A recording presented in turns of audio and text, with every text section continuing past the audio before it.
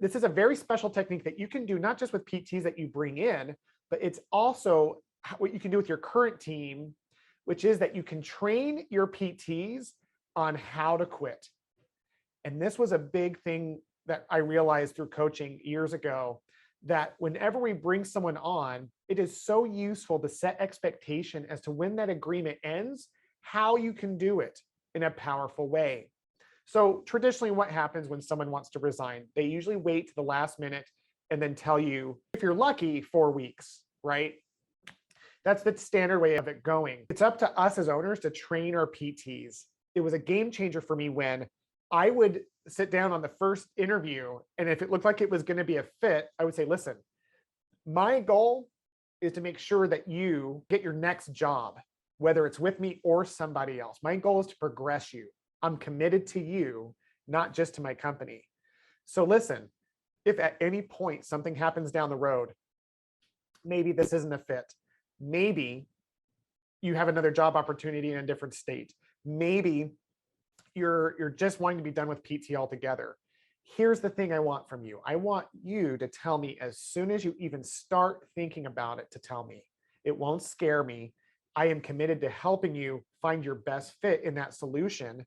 And it gives me time to not just serve you, but to grow on my end.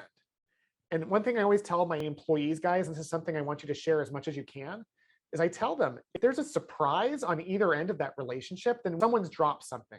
If I hire you and you show up on your first day and you're like, wow, this isn't what I thought it was going to be, then I made a mistake in that recruiting process. Maybe I oversold them or whatever.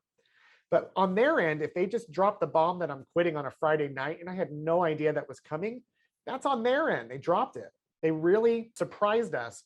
So for us to train people, A, it's not just okay, it's expected for you to tell me. B, whenever you leave, if you can give me more than a month's notice, that is huge for us. For example, if sometimes urgent things happen and there's nothing you can do, I had one PT who just didn't show up one day at all, and she didn't respond to any of my texts. It was really a dire situation. She was like one of 2 PTs in a rural clinic. It took us a week to find out that the night before she didn't show up, both of her parents were killed in a car accident at the same time. What do? You drop everything and you go. You can't avoid that, but everything else we can avoid. What we do is we train them on how to turn in a notice, what to bring up, when to bring it up. And the answer is simple: bring up everything as soon as humanly possible. And that way we're not scared. When I started doing that, I had PTs let me know 2, 3, or even 4 months in advance that they were leaving. And guess what that does for me as a recruiter? It gives me the bandwidth and the ability to create the story so that the transition is smoother. In most cases, I had another PT I could just bring in. In the best case is that they even train that new PT.